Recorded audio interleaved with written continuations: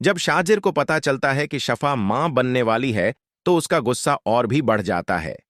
अपने झूठ को सच साबित करने के लिए वह अपने परिवार वालों को नरमीन के घर ले जाता है और दावा करता है कि वह नरमीन से मोहब्बत करता है और उसी से शादी करना चाहता था। वह इल्जाम लगाता है कि शफा जानबूझकर बात को गलत दिशा दे रही है और झूठ बोल रही है। दूसरी ओर शाजिर का परिवार भी उसकी हरकतों से परेशान है। उन्हें समझ नहीं आ रहा कि आखिर वह चाहता क्या है। कभी वह कहता है कि वह शफा से प्यार करता है, लेकिन फिर नरमीन से मंगनी करने की बात क्यों कर रहा है।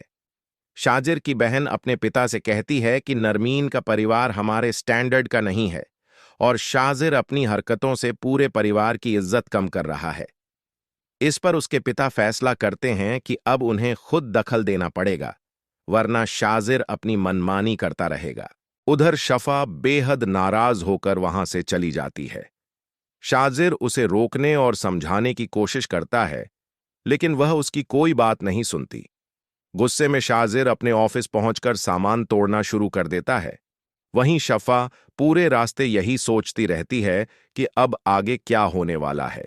उमैर का ऑपरेशन भी होने वाला है और शफा को डर है कि नरमीन कभी यह यकीन नहीं करेगी कि शाजिर गलत इंसान है, बल्कि उल्टा उसी को दोषी ठहरा देगी।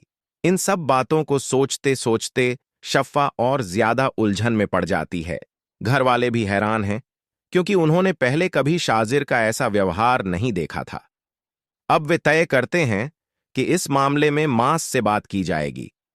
दूसरी तरफ शफा भी महसूस करने लगती है कि शाजिर उसकी जिंदगी में जरूरत से ज्यादा दखल देने लगा है। वह बार बार मास को उससे दूर रहने के लिए कहती है, लेकिन करोड़ों की इन्वेस्टमेंट की वजह से उसे मजबूरी में शाजिर की कंपनी ज्वाइन करनी पड़ती है। इसका फायदा उठाकर शाजिर पूरे दिन उसे अपने ऑफिस में ही व्यस्त रखता है। इसी दौरान नरमीन शफा से कहती है कि उसे समझ नहीं आता कि शाजिर अपने दोस्त से ज्यादा तुम्हारे ऊपर ध्यान क्यों दे रहा है। यह सुनकर शफा तुरंत उसे डांट देती है और कहती है कि भविष्य में ऐसी बातें दोबारा न करे। वहीं नबील काफी समय से शाजिर की सबसे बड़ी कमजोरी तलाश रहा था और उसे वह शफा के रूप में मिल जाती है। अब नबील कहता है कि तुमने अपना खेल खेल लिया, लेकिन अब मेरी बारी है। यह पूरा कारोबार मेरी मेहनत से इस मुकाम तक पहुंचा है और मैं इसे तुम्हारे हाथों आसानी से जाने नहीं दूंगा।